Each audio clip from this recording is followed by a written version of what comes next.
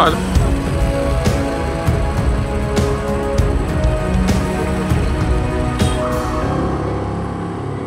is Ramona Almeida from the Goa Women's Forum.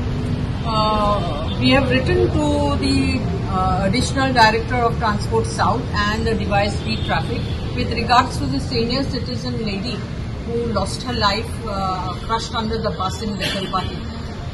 We have asked them to conduct an inquiry, and we have given them about 15 points and asked them to make recommendations on these points, and also let us know about how this inquiry is going.